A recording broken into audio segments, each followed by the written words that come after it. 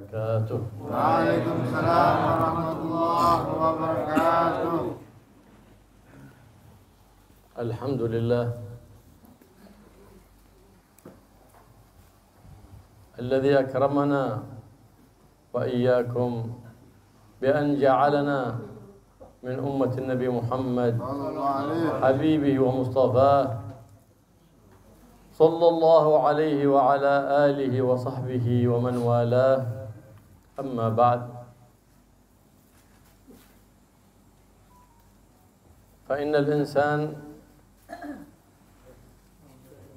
أودعه الله سبحانه وتعالى سرا عندما خرج إلى هذه الدنيا وسرا عندما يفارقها. فالسر الأول عندما يخرج إلى الدنيا يقول له الله إني أودعتك عمرك فانظر ما أنت فاعل فيه، فإن حفظت أوقاتك وصرفت في طاعتي لقيتك بالثواب.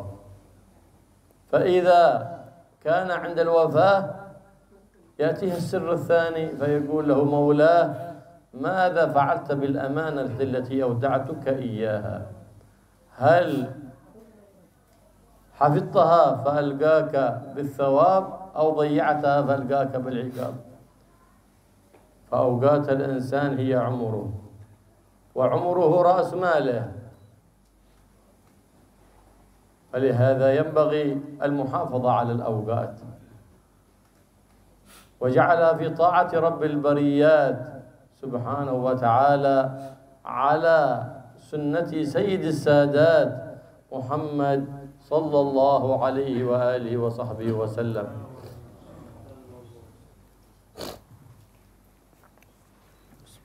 Bismillah, alhamdulillah, wassalatu wassalamu ala rasulillah sayyidina Muhammad ibn Abdullah wa ala alihi wa sahbihi wa man walah, amma ba'd. Beliau Al-Habib Abdullah bin Abdurrahman Al-Mukhdar mengatakan segala puji bagi Allah subhanahu wa ta'ala yang telah memuliakan kita dan kalian dengan menjadikan kita sebagai umatnya Habibi wa Mustafa Muhammad sallallahu alaihi wasallam.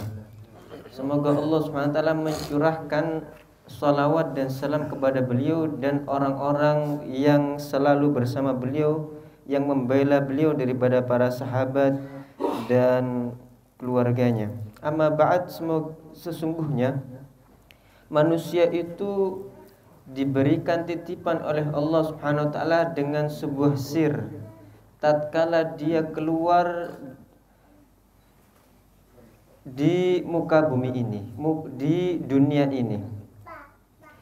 Sir yang pertama, tatkala mereka keluar di dunia ini, Allah Subhanahu wa taala mengatakan kepadanya, aku telah menitipkan kepadamu umurmu, maka lihatlah apa yang engkau akan perbuat dengan umurmu tadi. Apakah engkau mempergunakan umurmu itu dengan kebaikan sehingga aku akan memberikanmu pahala, ataupun sebaliknya sehingga aku akan memberikan siksa untukmu. Dan tatkala wafat, tatkala seseorang tadi keluar daripada alam dunia, berpisah itu roh dari dirinya, dari jasadnya, Allah Subhanahu wa taala juga memberikan kepadanya sir yang kedua, yaitu Allah mengatakan kepadanya, apa yang engkau telah lakukan pada amanah yang telah aku berikan di saat engkau keluar ke dunia, apakah engkau menunaikan amanah tersebut sehingga aku akan memberikanmu pahala, ataupun sebaliknya sehingga aku akan memberikan engkau siksa darinya? Maka kemudian beliau berdoa kepada Allah Subhanahu wa taala, semoga kita dijadikan oleh Allah Subhanahu wa taala orang yang taat kepadanya. Dan ketahuilah bahwasanya waktu-waktu manusia itu adalah umurnya, dan umur seseorang itu adalah modal utama dia. modal utama untuknya bagi dia untuk beramal baik dan menuai daripada pahala di sisi Allah Subhanahu wa taala. Semoga Allah Subhanahu wa taala memberikan kita taufik untuk kita dapat melakukan ketaatan kepada Allah Subhanahu wa taala sesuai sunnah Nabi Muhammad sallallahu alaihi wasallam. Nabi Muhammad sallallahu alaihi wasallam يقول عجبت لأمر المؤمن أمره كله أجر يحصل أجر وثواب كله أجر إن أعطي فشكر أجر وإن ابتلي فصبر أجر لكن صبر احتسابا لله كل أمر عليه أجر وثواب حتى الشوكة يشاكها يحصل بها أجر وثواب عند الله سبحانه وتعالى كله أجر وثواب فإذا بإمكانك أن تكون أوقاتك كلها في طاعة الله حتى المباحات لو أكلت أو شربت أو نمت تكون طاعة بنية صالحة لأن النيات الصالحات تجعل المباحات طاعات لله رب البريات بالنيات الصالحات فاحرص على كل عمل تؤديه بعمل فإن دخلت في الطاعات زكتها ونمتها وربتها وضاعفتها وإن دخلت في المباحات سيرتها طاعات فلهذا ينبغي الإنسان عندما يعمل أي عمل يقدم له نيات صالحات أنت حتى وأنت تعمل بعمل الدنيا إذا نويت نية صالحة تدرك أجر وثواب من الله سبحانه وتعالى تعمل بأسباب الدنيا تقول أنا بأوعف نفسي بأنفق على أولادي بأساعد إذا فضل شيء عن حاجتي بأساعد إخواني المسلمين تدرك بهذا العمل أجر وثواب فأنت تدرك الأجرة وتدرك الأجر إذا أعطيت مسؤولية أو إمارة أعطاك الله جاه تقول نويت بهذا أني أصلح نفسي وأصلح بلدي وأصلح أهل بلدي وأصلح أخواني المسلمين بهذه النية تصير وظيفتي عبادة وطاعة لله سبحانه وتعالى لأنك أنت بقلبك تعامل الله مطلع على ما في القلوب وما تنطوي عليه البواطن كاطلاعه وعلمه بالظواهر علم واحد عند الله فأنت تحامل الله دائما في كل حال هكذا علمنا النبي محمد هكذا ربانا النبي محمد صلى الله عليه وآله وسلم. Nabi Muhammad sallallahu alaihi wasallam bersabda, "Aku heran terhadap urusannya seorang mukmin. Seluruh urusannya seorang mukmin dapat bernilai pahala di sisi Allah Subhanahu wa taala jika dia ditimpa oleh musibah kemudian dia sabar, maka dia mendapatkan pahala dari Allah Subhanahu wa taala. Jika dia diberi nikmat oleh Allah Subhanahu wa taala kemudian dia bersyukur, dia mendapatkan pahala juga dari Allah Subhanahu wa taala. Jika dia ditimpa musibah kemudian dia sabar, dapat pahala dari Allah Subhanahu wa taala jika dia dengan sabarnya berharap daripada pahala dan ridha dari Allah Subhanahu wa taala. Meskipun duri yang menancap kepada telapak kakinya, jika dia bersabar atas hal itu, maka dia akan mendapatkan pahala di sisi Allah Subhanahu wa taala. Maka dengan kemampuan kita menjadikan seluruh daripada amal perbuatan kita itu sebagai ketaatan kepada Allah Subhanahu wa taala. Bahkan hal-hal yang mubah, kita makan, kita minum, kita tidur, hal-hal yang mubah yang tidak di situ tidak ada nilai ketaatan di dalamnya. Akan tapi tatkala seseorang meniatkan dengan niat yang baik, saya makan ini karena ingin menguatkan diri untuk berbuat taat kepada Allah dan niat-niat yang lainnya. Dengan niat yang baik tadi pada perbuatan yang mubah, maka di situ akan menjadi ketaatan di sisi Allah Subhanahu wa taala. niat-niat yang baik itulah yang menjadikan amal perbuatan seseorang menjadi berkembang, menjadi bertambah di sisi Allah Subhanahu wa taala. Dan begitulah seharusnya setiap manusia tatkala dia ingin mempersembahkan, dia ingin memulai untuk beramal, hendaknya dia memasang niat di dalam beramal tadi.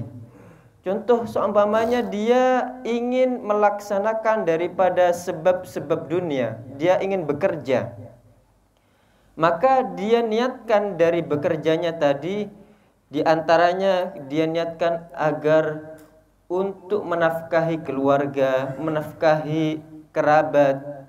Jika memiliki harta yang lebih daripada nafkah yang wajib, dia memiliki niat untuk berbagi terhadap saudara-saudaranya sesama muslim.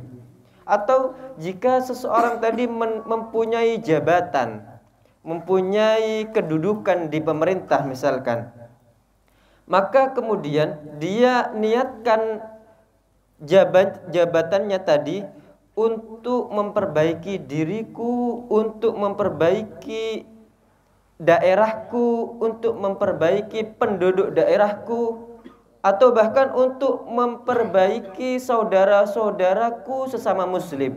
Maka dengan pangkatnya tadi dia mendapatkan pahala, nilai ibadah di sisi Allah Subhanahu wa taala, karena engkau dengan hatimu engkau berinteraksi kepada Allah Subhanahu wa taala, dengan hatimu engkau bermuamalah kepada Allah Subhanahu wa taala. Allah memandang apa yang di dalam hati. Allah mengetahui apa yang ada di dalam hati sebagaimana Allah mengetahui gerak-gerik zahir seseorang.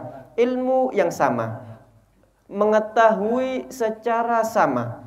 Oleh karena itu Nabi sallallahu alaihi wasallam begitulah mengajarkan kita dan mendidik kita atas hal demikian.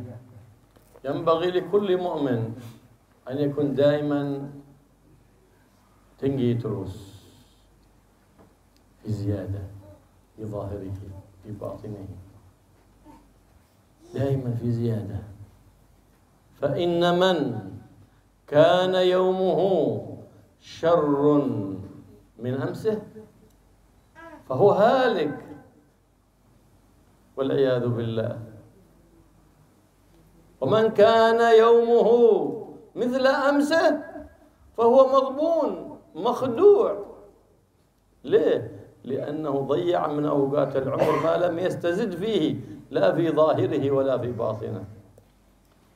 ومن كان يومه خير من أمسه فهو الغانم، هذا الذي غنم أوقاته واستخرها كما ينبغي.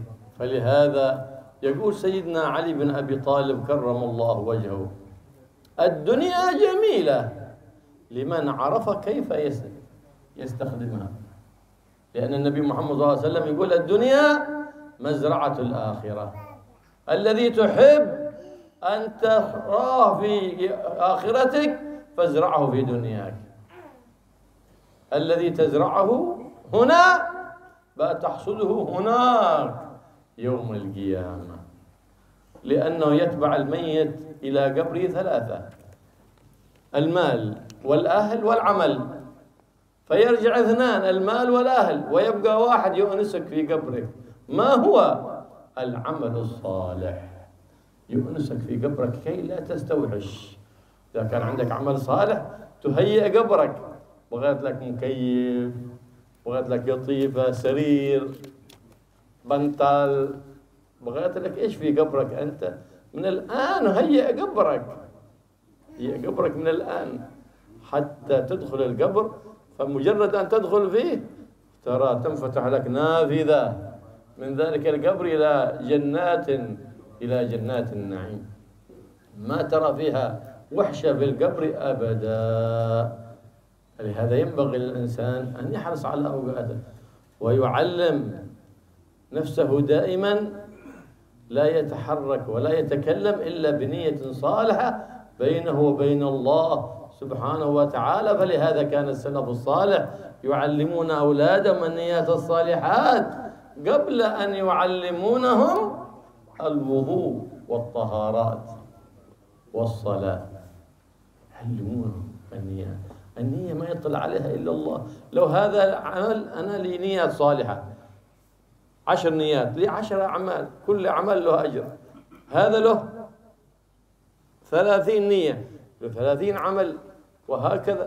ربما إنسان في مجلس واحد، لكن واحد حضر بلا نية، وحضر نية واحدة، واحد حضر بنيات كثيرات، فهذا له ثواب أكثر من كلهم في مجلس واحد حاضرين، لكن يتفاوتون في الأجر والثواب بحسب نياتهم. فالمرء حيث قصده ونيته لا حيث جسمه. الله سبحانه وتعالى ينظر إلى القلوب، كما قال المحبيب المحبوب محمد صلى الله عليه وآله وسلم: إن الله لا ينظر إلى صوركم ولا إلى أعمالكم ولكن ينظر إلى قلوبكم. هذا محل نظر الله. كما تنظف ثيابك وبدنك من الأوساخ تنظف باطنك كذلك من الأدران والأوساخ، من الغش والحسد والعقد والكبر والعجب والبغضة والشحنة، وتملأه بالمحبة والخير والكرم والجود والرضا والشكر لله سبحانه وتعالى. فحينئذ نظفت هذا اليد، نظفته لأجل أن يكون نظر الله محل نظيف، فحينئذ سيكون قلبك محل نظر الله سبحانه وتعالى، فيسكب عليه البركات والرحمات ببركة النبي محمد سيد السادات صلى الله عليه وآله وسلم.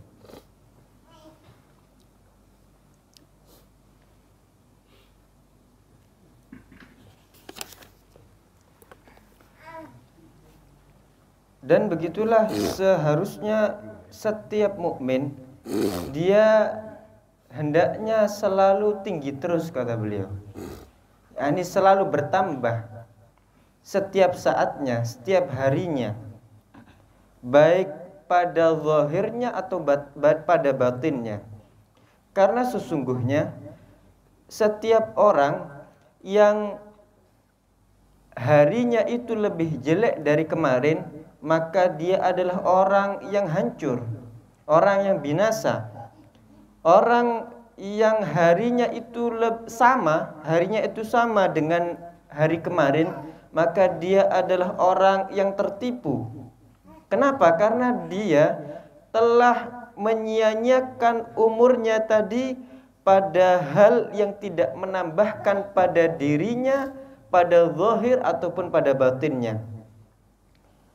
Dan orang yang harinya itu lebih baik daripada kemarin, dialah orang yang beruntung. Dialah orang yang mendapatkan keberuntungan dari Allah Subhanahu wa taala. Oleh karena itu Sayyidina Ali karramallahu wajhah mengatakan, ad-dunya jamilah, dunia itu indah, liman arafaha, akan tapi bagi orang yang mengetahui bagaimana dia memperlakukan dunia. Oleh karena itu Nabi SAW bersabda, ad-dunya mazra'atul akhirah, dunia itu adalah ladang akhirat. Apa yang engkau inginkan lihat kelak di akhirat, maka menanamnya ada di dunia, maka berusahanya ada di dunia. Apapun yang kelak akan engkau dapatkan di akhirat, maka cara untuk mendapatkannya adalah tatkala seorang tadi di dunia dengan dia beramal saleh dan beribadah kepada Allah Subhanahu wa taala. Karena sesungguhnya tatkala seseorang meninggal, dia akan membawa 3 hal, yaitu akan menemaninya 3 hal, yaitu hartanya, keluarganya, dan amal kebaikannya.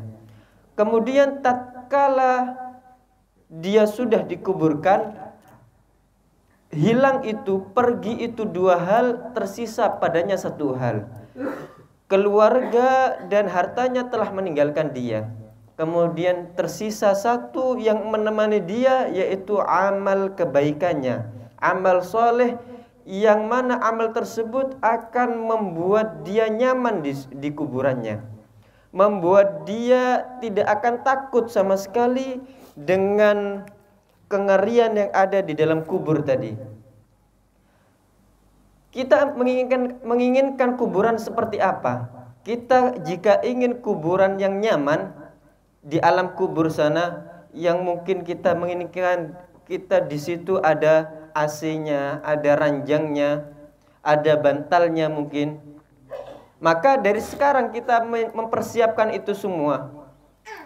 Dengan apa? Dengan kita beramal baik, maka kuburan kita akan menjadi taman daripada taman-taman surga. Yang mana tatkala engkau berada di kuburan tadi, terdapat di situ jendela yang mana jika engkau buka di situ, kita dapat melihat daripada kebun-kebun surga, kenikmatan yang luar biasa daripada surganya Allah Subhanahu wa taala, sehingga seseorang tadi tidak merasa takut sama sekali di kuburannya.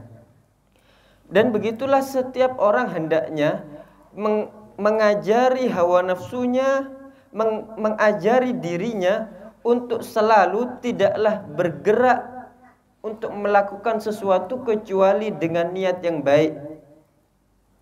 Para salafus soleh, pendahulu kita yang soleh dahulu, begitulah mereka mengajarkan anak-anak mereka, mengajarkan murid-murid mereka. Mereka mengajarkan mereka niat yang baik, menata niat mereka, mengajarkan kepada mereka niat-niat yang baik bahkan sebelum mereka mengajarkan wudu dan taharah dan sholat.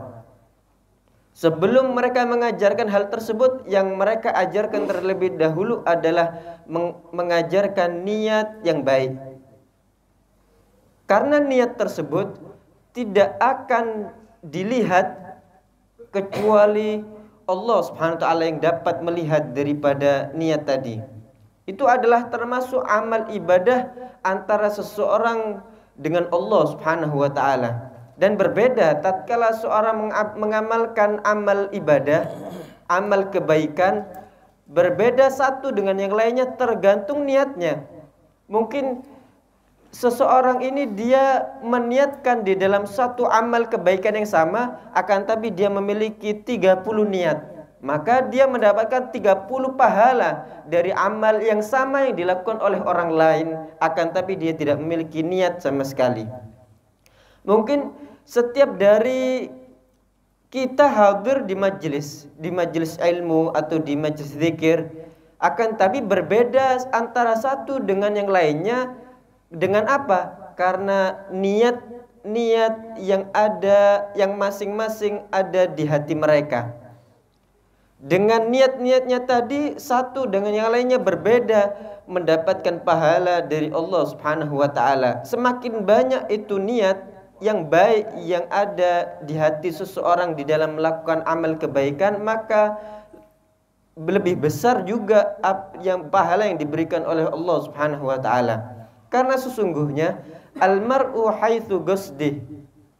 Seseorang itu tergantung letak tujuannya, letak niatnya. La haitsu jismih, bukan tergantung letak badannya.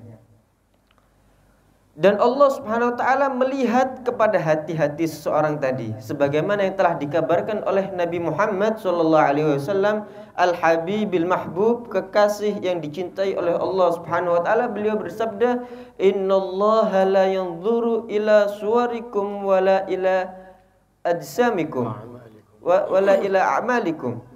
Sesungguhnya Allah Subhanahu wa taala tidak melihat terhadap fisik luar dan tidak melihat terhadap amal perbuatan yang zahir, akan tetapi yang dilihat oleh Allah, yang menjadi pusat pandangan dan perhatian Allah adalah hati seseorang. Maka hendaknya kita berusaha untuk memperbaiki hati, memperbaiki niat dan menjadikan hati tersebut bersih. Sebagaimana kita mencuci daripada pakaian kita, membersihkan pakaian kita, hendaknya kita juga memperhatikan agar kita membersihkan hati kita. Membersihkan hati kita daripada penyakit-penyakit hati, daripada sombong, daripada riya, daripada ujub, daripada bangga diri, daripada baghdha, saling benci, daripada syahna, saling dengki. Dan kita hilangkan itu semua, kita berusaha untuk menghilangkan itu sehingga kita hiasi diri kita, kita hiasi hati kita dengan sifat-sifat yang mulia, daripada rendah hati, daripada tawadhu, daripada al-jud, dermawan, daripada selalu bersyukur kepada Allah Subhanahu wa taala dan sifat-sifat terpuji yang lainnya. Sehingga hati kita menjadi tempat pandangan Allah Subhanahu wa taala. Maka tatkala itu Allah akan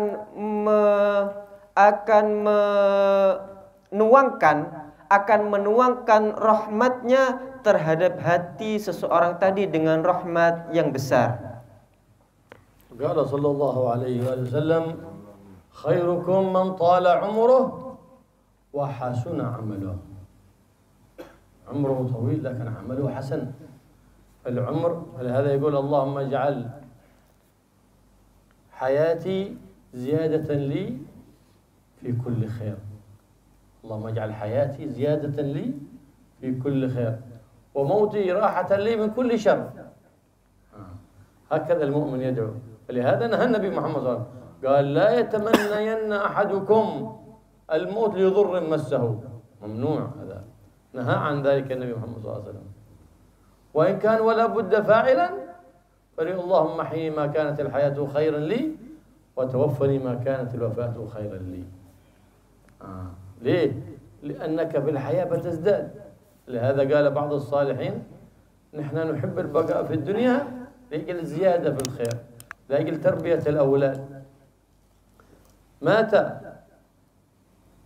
أحدهم قبل رمضان وآخر بعد رمضان، رؤي ذاك الذي مات بعد رمضان أعلى مقام من الذي مات قبل رمضان. قال لماذا؟ قال لأن هذا أدرك رمضان وفعل به طاعات فرفع بذلك درجات عند رب البريات. فهكذا الإنسان دائما في هذه الحياة كسبان عند الله سبحانه وتعالى. وإذا وقع في أمر ابتلي صبر ويحصل بذلك أجر وثواب عند الله سبحانه وتعالى. فالله سبحانه وتعالى ماذا يريد من العبد؟ يريد من عبده أنه إذا من عليه بنعمة أحدث له شكرا. أما بنعمة ربك فحدث، أي اشكر الله سبحانه وتعالى شكرا باللسان وشكرا بالجنان بالقلب وشكرا بالأركان، بأن تسعى في أن تسري النعمة منك إلى إخوانك المسلمين. فالنبي محمد صلى الله عليه وسلم قال إن من أحب العباد من جعل الله سبحانه وتعالى حاجات العباد تقضى على يديه. هذا من أحب العباد عند رب العباد سبحانه وتعالى. الله يجعلنا وإياكم محبوبين عند رب العباد وعند سيد العباد محمد صلى الله عليه وآله وسلم.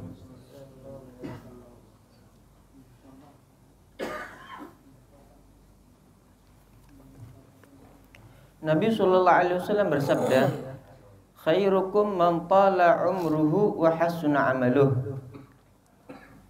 Seseorang yang terbaik di antara kalian adalah seseorang yang umurnya panjang dan amalnya baik. Oleh karena itu, tatkala seorang umurnya panjang dan amalnya baik, dia adalah yang diberikan nikmat yang besar di sisi Allah Subhanahu wa taala dengan melakukan amal yang baik. Sehingga dikatakan di dalam sebuah doa, Allahumma ij'al hayati ziyadatan li fi kulli khair. Ya Allah, jadikanlah kehidupanku untuk menambahkan bagi diriku di dalam kebaikan. Waj'al mauta rahatan li min kulli syarr. waj'al mauti rahatan li min kulli syarr, dan jadikanlah kematianku sebagai kenyamanan, sebagai kenyamanan dari meninggalkan seluruh kejelekan. Ya Allah, jadikanlah kehidupanku sebagai menambahkan bagiku di dalam kebaikan, dan jadikanlah kematianku sebagai kenyamanan untuk menghindari, menjauhi daripada kejelekan. Oleh karena itu tidaklah dianjurkan bagi seseorang untuk menginginkan kematian. Nabi SAW bersabda, la yatamannayanna ahadukum al-maut lidurrin massah. Janganlah salah seorang dari kalian berangan-angan untuk mati karena sesuatu penyakit atau sesuatu musibah yang menimpanya. Wa in kana la budda fa'ilan falyakul Allahumma hyini ma kanat al-hayatu khairan li wa amitni ma kanat al-wafatu khairan li. Kalau emang harus untuk dilakukan, maka hendaknya dia mengatakan Allahumma ahyini ma kanat al-hayatu khairan li. Allahumma ahyini ma kanatil hayatu khairan minni. Khairan li. Wa amitni ma kanal mamatu khairan li. Jadikanlah, ya Allah, hidupkanlah aku jika kehidupan itu lebih baik untukku, dan matikanlah aku jika kematian itu lebih baik untukku. Sebagian orang-orang soleh, mereka menyukai kehidupan itu karena mereka dapat menambahkan amal kebaikan di sisi Allah Subhanahu wa taala dan untuk mendidik anak-anak mereka. Pernah dikisahkan ada seseorang yang saling bersaudara karena Allah Subhanahu wa taala. Mereka memiliki amal ibadah yang sama di sisi Allah Subhanahu wa taala. Akan tapi yang satu dia meninggal sebelum Ramadan, yang satunya lagi dia meninggal setelah bulan Ramadan. Sehingga dilihat bahwasanya di akhirat yang meninggal setelah Ramadan dia memiliki derajat yang lebih tinggi, jauh lebih tinggi daripada orang yang meninggal sebelum Ramadan tadi, dari saudaranya tadi. Maka kemudian ditanya, kenapa? Karena yang meninggal setelah Ramadan dia mendapati Ramadan dan beramal baik di dalamnya, sehingga dia mendapatkan derajat yang jauh lebih tinggi daripada saudaranya yang saudaranya seagama tadi, saudaranya karena Allah Subhanahu wa taala. Oleh karena itu hendaknya setiap orang itu selalu di dalam kehidupannya mengambil keuntungan dengan dia selalu bersyukur dan beramal baik. Dan tatkala seorang tadi menerima musibah, ujian dari Allah Subhanahu wa taala, hendaknya dia bersabar. Maka dengan itu dia akan mendapatkan pahala dari Allah Subhanahu wa taala. Karena sesungguhnya Allah, apa yang Allah inginkan dari hambanya, yang Allah inginkan dari hambanya tatkala seseorang tadi diberikan nikmat oleh Allah, maka dia bersyukur kepada Allah Subhanahu wa taala, melaksanakan syukur kepada Allah Subhanahu wa taala.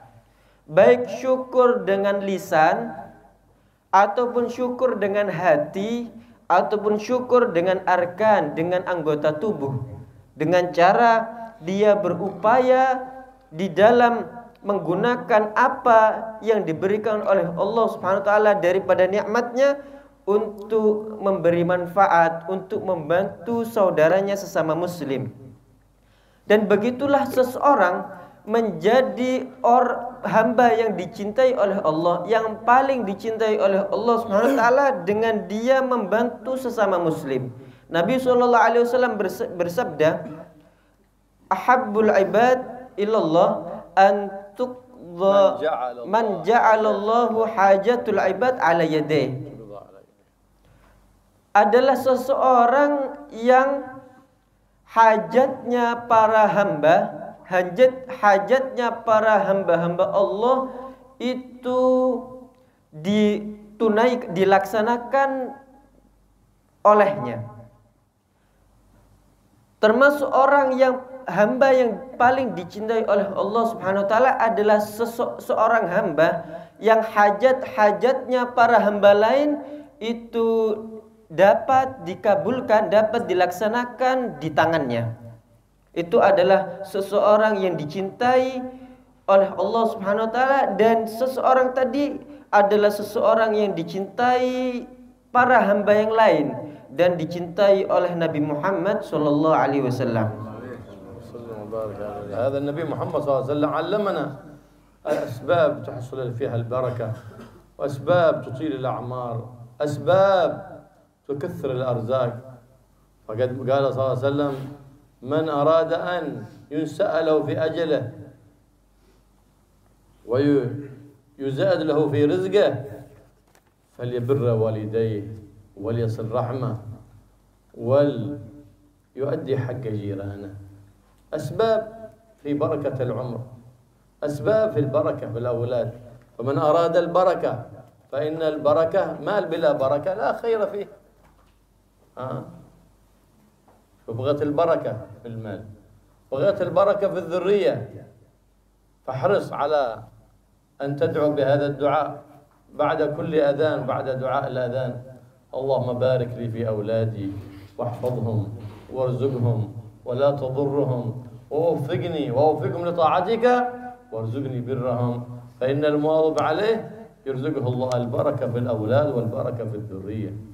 الله يبارك لنا ولكم في الأولاد وفي الذرية وفي الأعمار وفي الأموال، ويجعل كل نعمة أنعم الله بها علينا مصروفة في طاعته سبحانه وتعالى وفي طاعة حبيبي محمد صلى الله عليه وآله وصحبه وسلم، ويجعلنا وإياكم ممن طال عمره وحسن عمله في عافية وسلامة من غير ابتلاء ولا امتحان، بل بمحض الجود والامتنان بجاه النبي محمد صلى الله عليه وآله وسلم سيد الأكوان.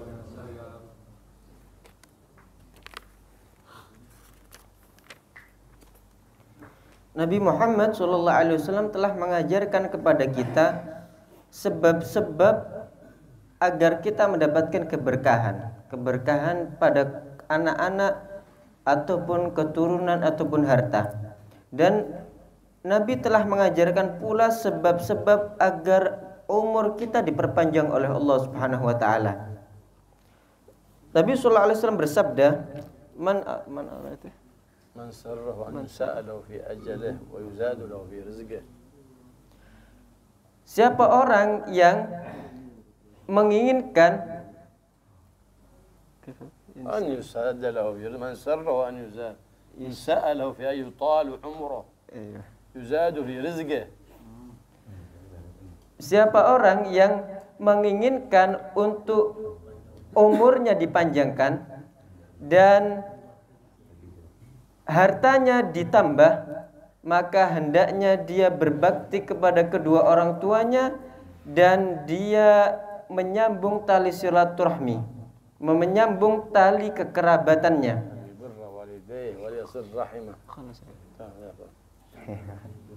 Inilah sebab-sebab seseorang mendapatkan keberkahan di dalam hartanya dan keberkahan pada anak-anak dan keturunannya.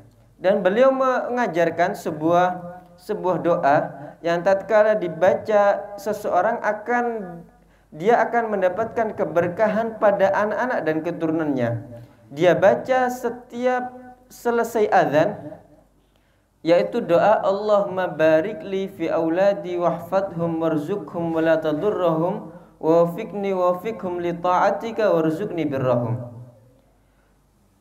Dibaca itu setiap kali setelah azan, dan doa azan kemudian baca doa tersebut, Allahumma barik li fi auladi wahfadhum warzuqhum wa la tadurrahum wafiqni wafiqhum li ta'atika warzuqni birrahum. Maka kemudian beliau berdoa semoga Allah Subhanahu wa taala menjadikan kita المواظب عليه يرزقك الله الذرية المباركة المواظب على هذا خلاص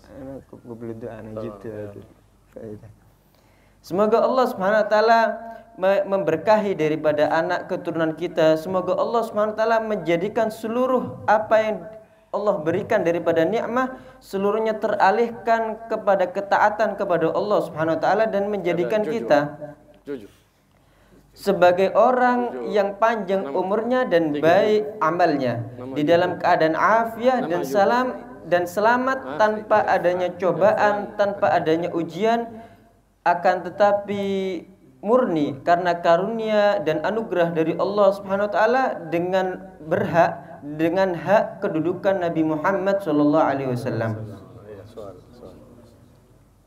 Yang mau bertanya dipersilahkan. Pertanyaan bebas. Jadi terarah, jadi tercapai dengan sisi tanya jawab. Iya katanya jawab. Bebas. Bebas tanya jawab. Hukuman, gumus. Terus. Assalamualaikum warahmatullahi wabarakatuh. Waalaikumsalam. Alhamdulillah wassalatu wassalamu ala Rasulillah. Allahumma shalli ala Yang terhormat Syekh Habib dari Yaman, beserta tim. Langsung pertanyaan. Pertanyaan kami begini. Jika seseorang sudah terkenal mulianya di khalayak ramai di masyarakat,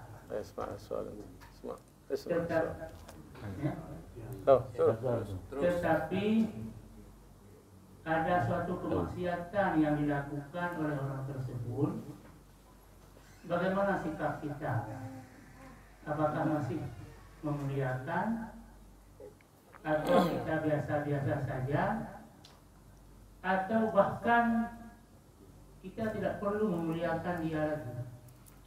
Kemudian yang kedua, معروف يقدرون الناس بعدين حدث له معصية هل نحترمه بعد هذا orang tersebut sudah intisar karamahnya di khalayak umum, baik karena keturunan, karena kekayaan, karena ilmunya, اشتهر عند الناس انتشر بكرامه tetapi ada suatu hal yang dia lakukan يعني انتشر عند الناس يعني أنه محترم أنه يعني بالمال أو بنسبه الطيب لكن أحدث له معصية يعني نعرف أنه عاصي كيف نقدره ولا bagaimana menghilangkan goresan-goresan hati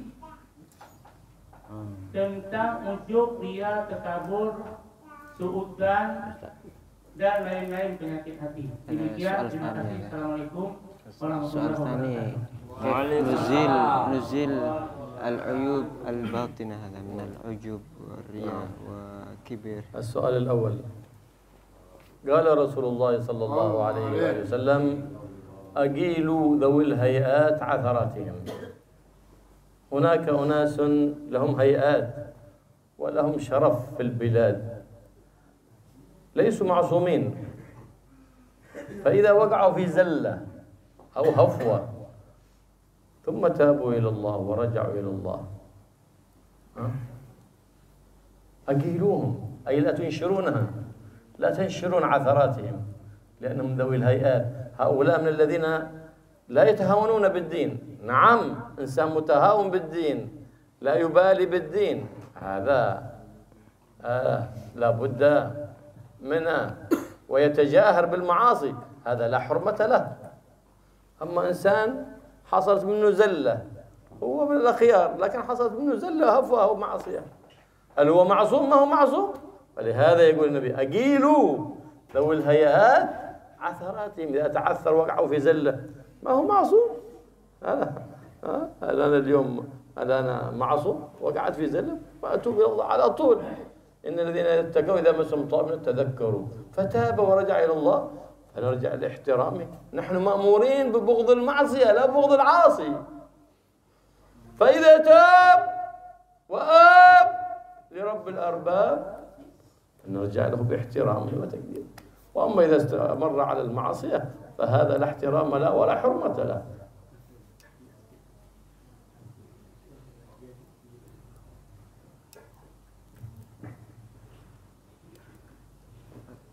Jelas?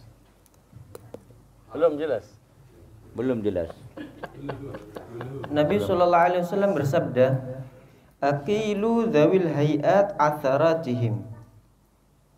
Aqilu yakni la tunshiru, jangan engkau sebar daripada dhawil hayat, orang-orang mulia di antara kalian, atharatihim, dosa-dosa mereka. Karena mereka bukanlah orang yang maksum, mereka bukan orang terjaga. Setiap daripada kita pasti memiliki kesalahan. Akan tapi tatkala mereka bertaubat, tatkala mereka kembali kepada Allah, kita menghormati mereka. Karena mereka ini dzawil hayat, orang yang memang mulia di kalangan manusia, akan tapi mereka tidak mengentengkan perkara agama. Naam, iya, kalau semuanya ada seseorang yang dia sudah menyepelekan perkara agama, kemudian dia terang-terangan di dalam bermaksiat, dia tidak memiliki kehormatan sama sekali. Akan tapi tatkala seorang tadi tidak melakukan hal itu, mungkin kadang dia terjatuh ke dalam maksiat, akan tapi kemudian dia langsung ingat dan dia langsung bertobat dan kembali kepada Allah Subhanahu wa taala, maka dia menjadi orang yang terhormat kembali, yang kita harus hormati dia. Allah Subhanahu wa taala berfirman dalam Al-Qur'an, innal ladzina taqaw idza massahum ta'ifun minasyaitani tadzakkaru.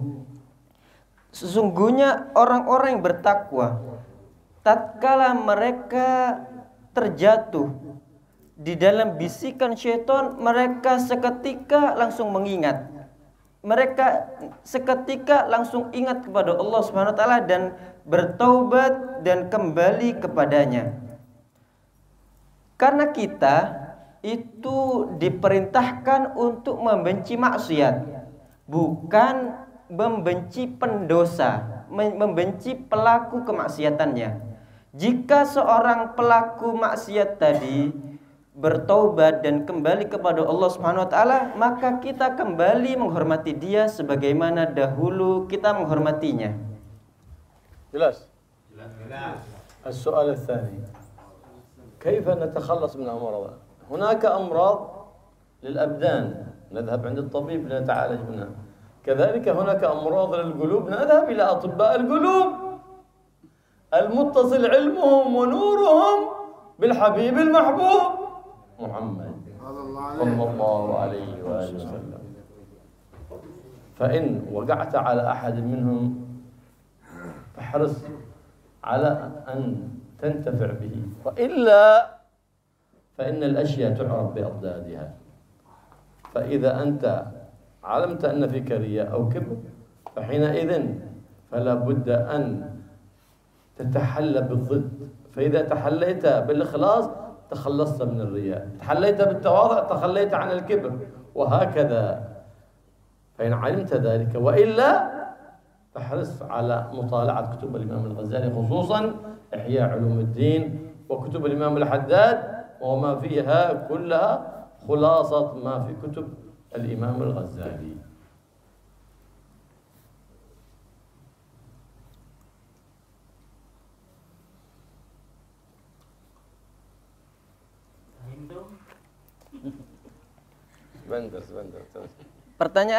Pertanyaan yang kedua, bagaimana kita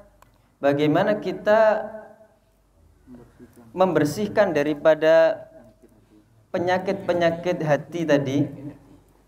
Sebagaimana kita jika sakit kita pergi ke dokter, begitu juga jika hati kita sakit kita pergi ke dokternya, dokter hati, yaitu mereka yang memiliki sambungan mata rantai ilmunya dengan ilmunya Nabi Muhammad SAW.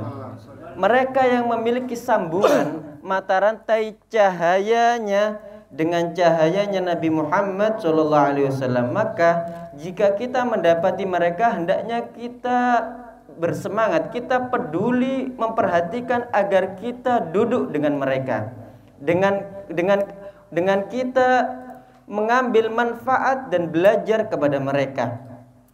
Karena sesungguhnya hal-hal tadi disodorkan dengan lawan jenisnya. Tatkala seseorang tadi menghiasi diri dengan sifat tawadhu, maka dia telah menghilangkan pada dirinya takabur, kesombongan. Jika dia menghiasi dirinya dengan sifat ikhlas misalkan, maka dia telah menghilangkan pada dirinya sifat riya, dan begitu seterusnya.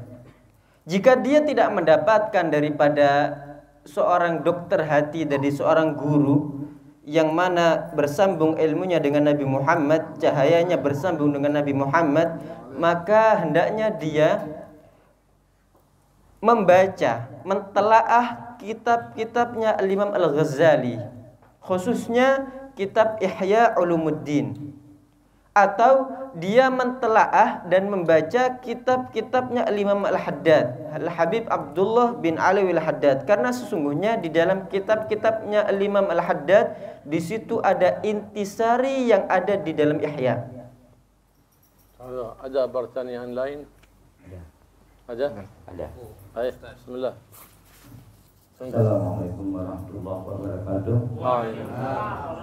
Langsung saja saya menarik pembicaraan yang disampaikan oleh Ustaz tadi dari Tengku Mustafa mengenai tentang makna secara kata Imam Ghazali tentang makna takabur apa, bagaimana yang dinamakan riya, dan bagaimana yang dinamakan ujub. Itu saja Ustaz. Ya, isal. Yani an kalam Imam Ghazali makna takabbur wa ma huwa riya wa ma huwa al-ujub. Hada la yasalu. موجود في الإحياء موجود. Ada di Ihya katanya. باختصار Di kitab الكبر هو ما دمت أن ترى أنك أفضل من أحد أو أن لك الفضل على أحد. وقد عرفه النبي محمد صلى الله عليه وسلم، قال المتكبر الذي يستحقر الناس ويغمط الحق، حتى لو اتضح له الحق ما يتبع هواه، هذا متكبر. عرفت؟ هذا النبي محمد صلى الله عليه وسلم، وهذا في الحديث. والعجب يحمل عمل، لكن يرى أنه العمل، ينسى أن المنة لله سبحانه وتعالى، يرى أنه عالم قايم الليل تالي حافظ القرآن، وينسى أن الله هو الذي وفقه. هذا معجب، يحبط أجر ثوابه، حفظه وعمله وقيامه وصيامه. والرياء هو الشرك الأصغر كما قال النبي محمد. ليه؟ لأنه يراقب الناس، يعمل لأجل الناس. يوم القيامة يقول الله سبحانه وتعالى خذ عملك من أجل من عملت لهم، ما عملت لي شيء. تعلمت العلم يقال عالم وقد قيل، خلاص. تصدقت يقال مصدق وقد قيل. تعبدت يقال عابد وقد قيل، خلاص خذ أجرك منه، أنت ما عملت شيء لي. لهذا يتنبه الإنسان من هذه المحبطات للأعمال، فإنه يتعب ويعمل ويعمل ثم كله يذهب لاش في الميزان كوزن الكروب، لا ميزان له. نسأل الله العافية والسلامة. فمن أراد الإخلاص فليكثر من قراءة سورة الإخلاص، وأقل الإكثار كل يوم 70 مرة.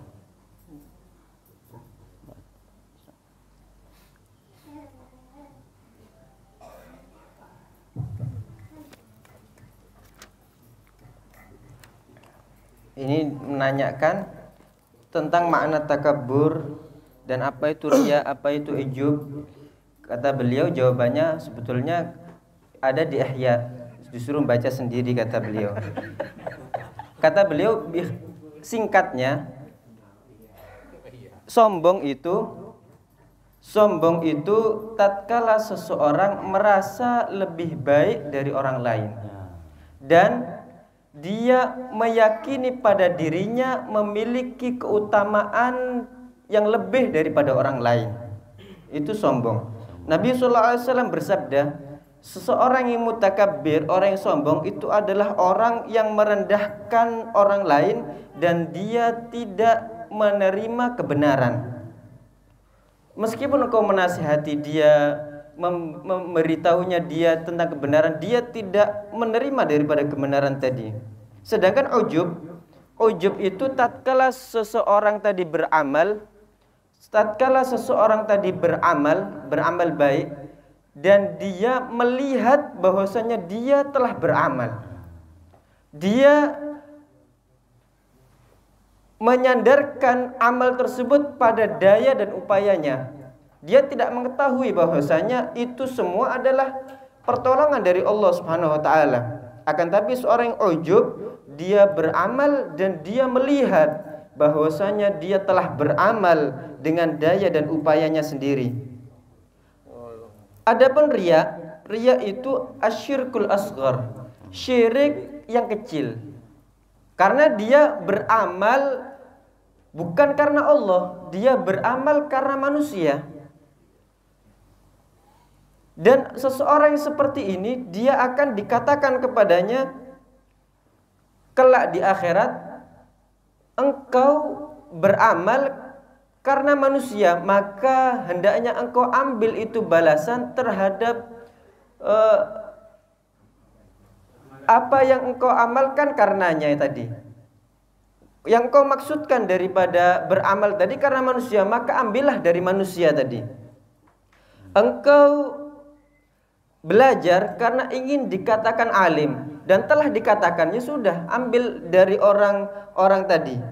Engkau beribadah agar dikatakan sebagai ahli ibadah dan telah dikatakan oleh manusia, maka ambillah itu balasannya, sehingga seseorang tadi tidak mendapatkan sedikit pun balasan dari Allah Subhanahu wa taala. Bahkan dengan sifat-sifat tadi, dengan ujub dan riyaknya tadi, dia telah menghapuskan amal-amal kebaikan yang telah dilakukannya.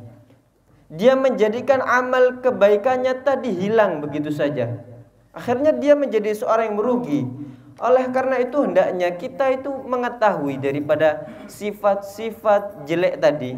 Kita mengetahui daripada sifat penyakit-penyakit hati tadi, sehingga kita dapat berhati-hati agar amal perbuatan kita tidak hilang begitu saja. Jika kita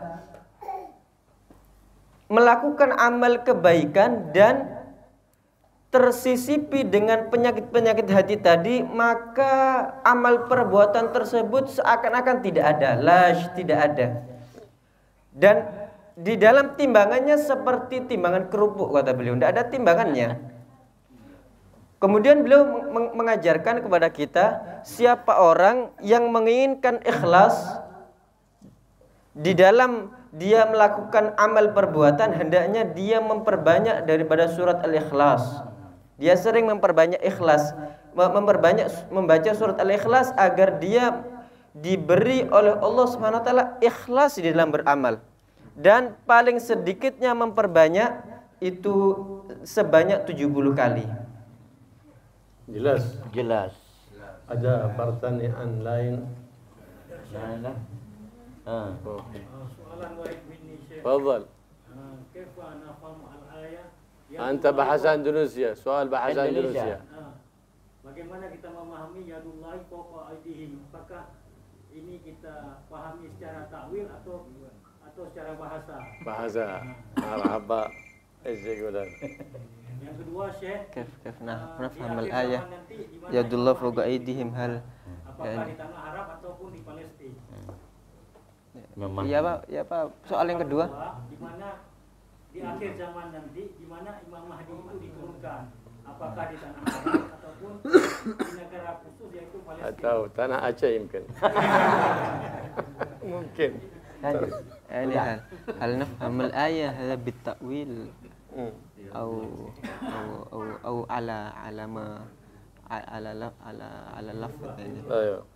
بعدين أين ينزل الإمام مهدي بعدين في الحرم المكي أو في محل معين ويقصده القدس. ايوه. نعم. كل آيات التي توهم تشبيه في القرآن كلها بما يليق بالله سبحانه وتعالى. منهم من قال يعني يد الله فوق أيديهم، يعني نعتقد أي قدرة الله، يد الله أي قدرة الله، هذا مذهب أهل التأويل وهو أحكم.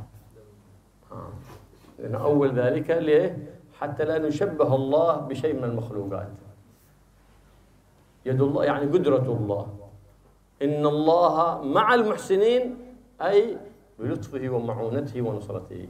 هذا هو مذهب الخلف الذي هو التأويل بما يليق بالمولى سبحانه وتعالى، لأنه لا يجوز تشبيه الحق سبحانه وتعالى بشيء من المخلوقات، لا شبيه له ولا ند له ولا مثل له سبحانه وتعالى، ليس كمثله شيء وهو السميع البصير. وكل ما خطر ببالك والله ليس كذلك. فالشيطان يوسوس للإنسان، فإذا وسوس لك شيء من هذا فتعوذ من الشيطان الرجيم وقل ليس كمثله شيء وهو السميع البصير.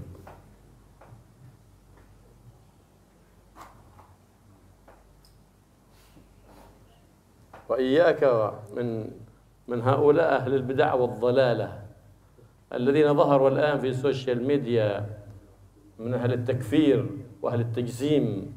انتبه، فإنهم يشبهون المولى وهذا كفر والعياذ بالله.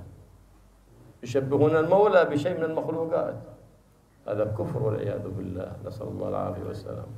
فاحذر واحذر من لك عليه ولاية من أولادك أو أصدقائك أو غير ذلك، خصوصا من لهم عليه ولاية. إذا رأوا أحد من هؤلاء في المساجد يطردونهم، من المعاهد يطردونهم، من المدارس يخرجونهم، لأنهم حيثما حلوا حلت الفتنة، خلاف العلماء العاملين، حيثما حلوا حلت الرحمة.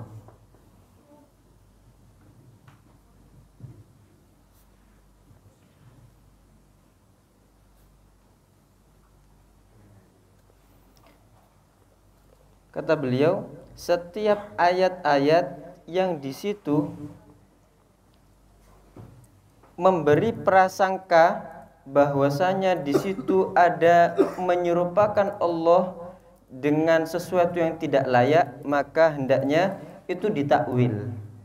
Ditakwil dengan sesuatu yang pantas dengan keagungan dan kemuliaan Allah Subhanahu wa taala. Misal seperti ayat tadi, yadullahi fawqa aydihim. Maksudnya aydihim maksudnya qudratullah, kekuasaannya Allah Subhanahu wa taala. Ini mazhab ahlu ta'wil daripada ulama khalaf, dan itu banyak anunya. Sehingga kita tidak menyerupakan Allah dengan makhluknya. Kita tidak menyerupakan Allah dengan hal yang tidak pantas dengannya. Contoh lagi, di dalam Al-Quran disebut innallaha la ma'al muhsinin.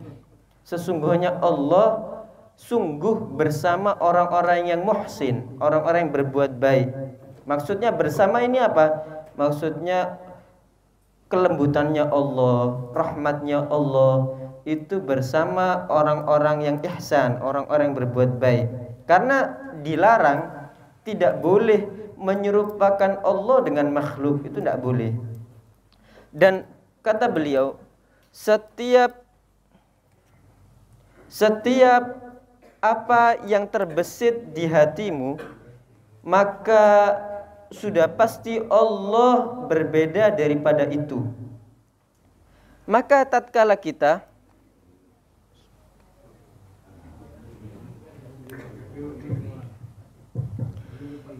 kullu ma khatara bibalik fallahu khilafu dzalik. Setiap apapun yang terbesit di hatimu tentang Allah, maka Allah itu tidak sama dengan hal itu. Maka hendaknya tatkala seseorang tadi diganggu, dibisiki, diberikan waswas oleh syaitan ke dalam hatinya tentang Allah Subhanahu wa taala, hendaknya dia meminta perlindungan kepada Allah Subhanahu wa taala dengan bertawud. Dan dia mengatakan laisa kamitslihi syai' wa huwas samiul basir. Dialah Allah yang tidak serupa dengan sesuatu apapun, dan dia adalah zat yang maha mendengar dan maha melihat. Dan beliau kemudian mewanti-wanti jangan sampai hendaknya Anda berhati-hati dengan para ahli bid'ah dan orang-orang sesat.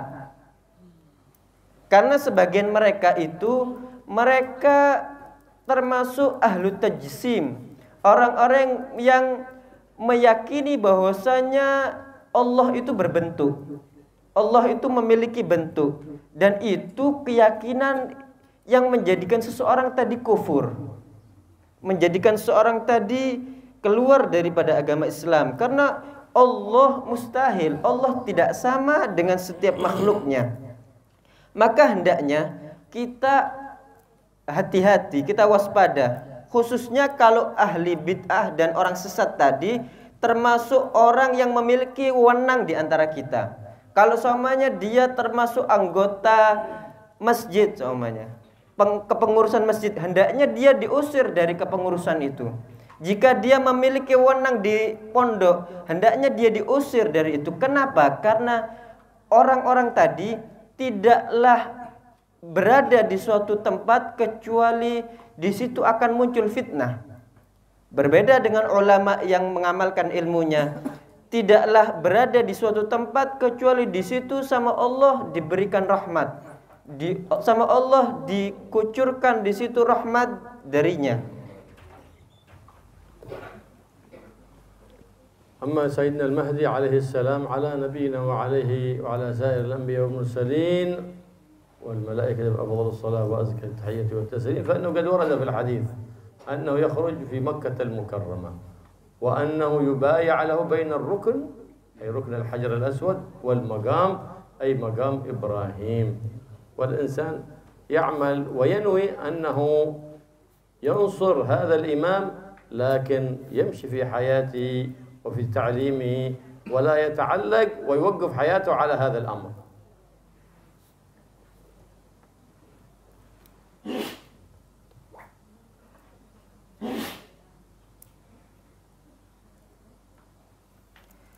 Adapun Sayyidina Al-Mahdi itu sebagaimana yang dikabarkan oleh Nabi Muhammad SAW bahwasanya beliau akan keluar di kota Makkah dan akan dibaiat di Ar-Rukun, di antara Hajar Aswad dan Maqam Ibrahim. Di situ beliau akan dibaiat, dan hendaknya kita selalu memiliki niat jika kita mendapati Al-Imam Mahdi, kita akan menolong beliau. Kita akan membantu, kita akan bersatu dan menjadi pasukan daripada Al-Imam Mahdi tadi. Akan tapi kata beliau, hendaknya jangan sampai setiap orang ini memfokuskan kehidupannya hanya tentang urusan ini. Tidak, dia cuman meniatkan pada dirinya jika akan mendapati zamannya Imam Mahdi, dia akan menolongnya. Begitu saja. Jangan sampai dia menghentikan kehidupannya tadi hanya untuk perkara tersebut. Jelas.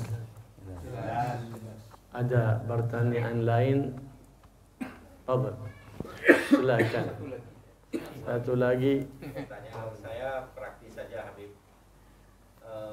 Yaman menurut pemahaman yang kami dengar, yang kami baca, itu mendapat julukan negeri seribu wali. Bahkan Rasulullah sendiri dalam banyak riwayat memuji Yaman ini. Yaman adalah penduduknya yang paling lembut hatinya. Kemudian Yaman itu iman ada di Yaman, hikmah ada di Yaman, Naam. dan kelembutan ada di Yaman. Kelembutan Dan di banyak riwayat. banyak riwayat. Pertanyaan saya, Ada 200 hadis di Yaman. 200. banyak itu salah Banyak. Pertanyaan saya, Habib, apa rahasia amalan-amalan hikmah yang bisa kami praktekkan di Aceh ini khususnya supaya sama dengan orang Yaman?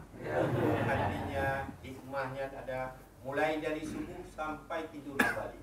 Karena konon orang-orang Aceh yang pergi ke Yaman itu aliran Yaman sama dengan kita di Aceh. Jadi apa amalannya? Habib? Demikian. نعم يعني بلغه الخبر كما المفاهيم التي بلغته ايوه الإيمان في اليمن الحكمة في اليمن ايش بعدين السؤال؟ كيف الذي بنعمله علشان بلدنا كما اليمن يعني نعم بعدين ايش يقول ايش هذا يقول ذكر الزبيد ولا ما ذكر؟ ما ذكر الزبيد. نعم لأن أقول في مننا الذي يسافر إلى اليمن المنهج الذي في اليمن هذا نفس المنهج الذي عندنا هكذا يعني بعدين ايش الذي نعمله ينامون من الصبح إلى بالليل. ايوه هذا العملية الذي عملناها من بعد الاستيقاظ إلى أن نعود إلى الفراش. ايش الذي عملناه. نعم هناك أحاديث كثير وردت عن اليمن وفضل اليمن، أحاديث صحيحة وردت عن النبي محمد صلى الله عليه وسلم، ولا زال اليمن فيها الخير، لهذا سمي اليمن يمن من اليمن والبركة. معنى اليمن مأخوذة من اليمن والبركة بما فيها من البركات والخيرات. نعم خصوصا بلد تريم المحروسة التي هاجر منها علماء إلى إندونيسيا ونشروا فيها الإسلام وأخلاق النبي محمد وآداب النبي محمد، حتى وصل إلى ذلك من أول ما وصل إلى آتشه، فنشروا فيها الدين ونشروا فيها تعاليم سيد المرسلين ونشروا فيها الأدب الصالح. فلهذا تجد كثير من العادات تشبه هناك العادات لأن المنبع واحد. فإندونيسيا حسنة من حسنات تريم، نتيجة من نتائج تريم ببركة أولئك أهل البيت الذين هاجروا من تريم إلى هندية، من إنديا إلى إندونيسيا، ونشروا فيها التعاليم دين روح الدين، نشروا الدين. فلهذا تجد في إندونيسيا الأدب الفطري، لأن السلف الصالح أدخلوا الإسلام مع الأدب والأخلاق، بخلاف هؤلاء أهل الجفاء. أهل الجفاء من أهل البدع يدعون إلى الإسلام لكنه دين ليس له فيه أدب ولا أخلاق، فلهذا كثير منهم ما يثبت على الإسلام ويرتد والعياذ بالله. أما من دخل على أولئك أيدي العلماء العاملين الذين نشروا أدب وأخلاق النبي محمد صلى الله عليه وسلم فثبتوا على الإسلام. فهذه إندونيسيا أكثر بلاد من المسلمين، أكبر بلد مسلمة إندونيسيا، ببركة هؤلاء الأولياء والصالحين، ببركتهم انتشر الدين. فكانت كل بلاد تكون هي جنة الدنيا. متى؟ حيث تقوى فيها الدين وكثر فيها الأخيار وقل فيها الشر والأشرار وانتشر فيها شرع النبي محمد وأحيت فيها سنة النبي محمد وأخلاق النبي محمد وأدب النبي محمد سيد الأخيار. تلك هي البلد جنة الدنيا، سواء كانت في اليمن، سواء كان في آتشه، سواء كان في إندونيسيا أو في غير ذلك من البلاد. فما عليهم إلا أن يهتموا بماذا؟ بشرع النبي محمد وإحياء سنة النبي محمد وأخلاق النبي محمد، ويربوا أجيالهم على هذا الأساس، فترجع لها كما كانت مثل اليمن ربما تكون أفضل من اليمن إن شاء الله وذلك فضل الله يؤتي من يشاء والله ذو الفضل العظيم.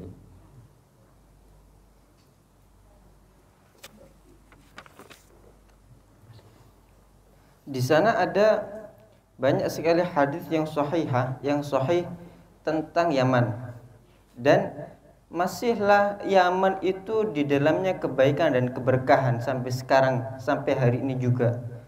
Dan Yaman itu dari namanya saja Al-Yaman diambil dari Al-Yumun wal Barakah, keberkahan.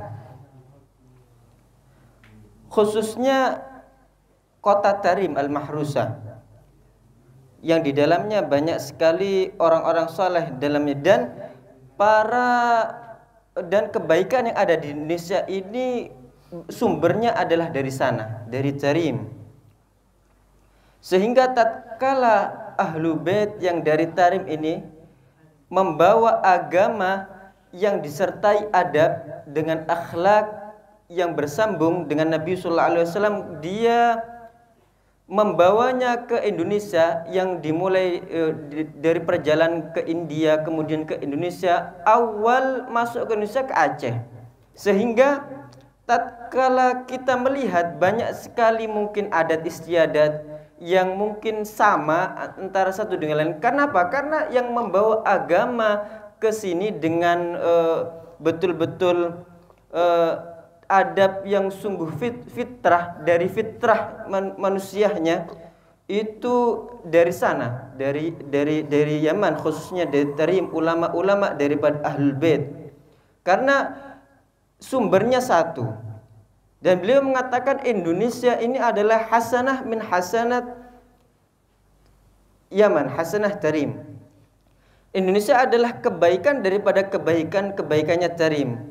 Karena mereka lah Ahlul Baitnya Nabi SAW yang datang dari sana. Mereka mendakwahkan agama yang disertai dengan akhlak, mendakwahkan agama yang diwujudkan pada akhlak dan adabnya Nabi yang ada pada diri mereka. Oleh karena itu kita melihat adabnya orang-orang Indonesia yang adabnya itu sudah menjadi tabiat aslinya. Kenapa? Karena mereka dari dahulu diajarkan agama melalui jalan cinta, melalui jalan orang yang membawa dakwahnya tadi dengan adabnya Nabi Muhammad SAW. Berbeda dengan orang-orang ahli jafa, orang-orang ahli bid'ah, orang-orang yang ekstremis tadi, dia membawa agama tanpa adanya adab, tanpa adanya rasa cinta. Akhirnya kita melihati dakwah yang mereka dakwahkan, mungkin sebagian mereka masuk Islam, akan tapi mungkin setelahnya akan kembali kepada agama sebelumnya dan murtad, wal'iyadzubillah. Akan tetapi tatkala yang membawa agama ini daripada Yaman, yang mana mereka membawanya itu dengan adab dan akhlak yang dibawa oleh Nabi Muhammad SAW, kita dapati agama yang ada di Indonesia ini betul-betul kental. Adab yang dianut oleh orang Indonesia betul-betul murni daripada karakter asli mereka. Karena sesungguhnya, dan Indonesia kita lihat menjadi paling besarnya negara yang berkependudukan orang muslim. Paling besarnya negara yang di situ banyak terdapat orang-orang muslim di dalamnya. Kenapa? Ini keberkahan para aulia dan para solihin yang datang daripada sana. Dan begitulah setiap daerah akan menjadi surga. Jannatud dunya, dikatakan jannatud dunya Tarim, surga dunia adalah Tarim. Dan setiap daerah dapat menjadi surga dunia. Kapan itu? Tatkala di dalam daerah tadi agama itu kuat. Tatkala di dalam daerah tadi orang-orang baiknya itu banyak, kebaikan itu dijalankan di dalamnya, dan ajaran-ajaran Nabi tersebar luas di dalamnya. Sunnah-sunnahnya Nabi SAW dihidupkan di daerah tadi. Maka daerah yang seperti itu menjadi surga dunia. Sebagaimana Tarim menjadi surga dunia dengan hal-hal itu. Maka yang kita lakukan sekarang itu hendaknya kita memperhatikan untuk kita sebarkan daripada ajaran-ajaran Nabi Muhammad SAW.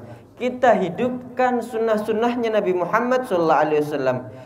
Kita hidupkan akhlak dan adab yang dibawa oleh Nabi Muhammad SAW. Kita ajarkan khususnya kepada generasi setelah kita, sehingga generasi setelah kita akan menjadi generasi yang baik, yang menjalankan syariat Nabi, yang menerapkan adab akhlaknya Nabi, sehingga mungkin generasi tersebut akan menjadi lebih baik daripada Tarim.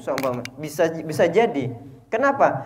Karena di situ dijalankan syariat dan akhlak adab Nabi Muhammad SAW, dan itu adalah karunia Allah yang Allah akan berikan kepada orang-orang yang dikehendaki oleh Allah Subhanahu wa taala.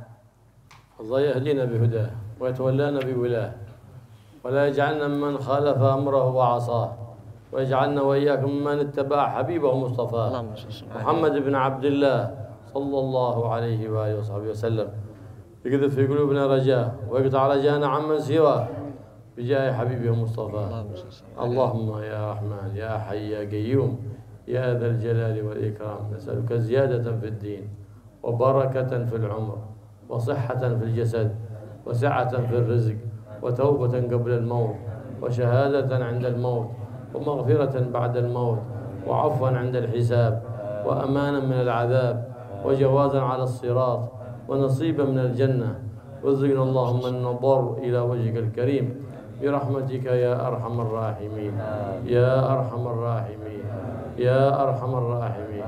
ارحمنا ارحمنا ارحمنا والمحبين والحاضرين والناظرين والسامعين ومن أحاط بشبكة قلوبنا أجمعين برحمة من عندك تغنينا بها عمن سواك يا ذا الجلال والإكرام يا أول الأولين ويا آخر الآخرين ويا ذا القوة المتين ويا راحم المساكين ويا أرحم الراحمين.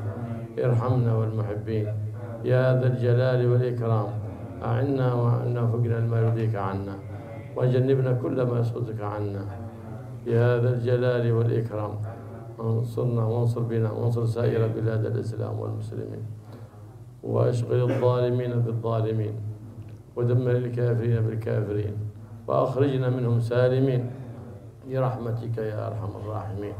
وانصر إخواننا في غزة وفي فلسطين وفي سائر بلاد الإسلام والمسلمين. انصرهم على أعدائك أعداء الدين وارحمنا برحمة من عندك يا رب العالمين تغنينا بها عمن سواك وانصرنا على من عاداك يا ذا الجلال والإكرام يا رحيم يا رحمن يا حنان يا منان يا قديم الإحسان يا من إذا سئل أعطى وإذا سئلنا عنه. أعنا على ما توفقنا المرضيك عنا برحمتك يا أرحم الراحمين. وصلى الله على سيدنا محمد وآله وصحبه وسلم والحمد لله رب العالمين بسر الفاتحة.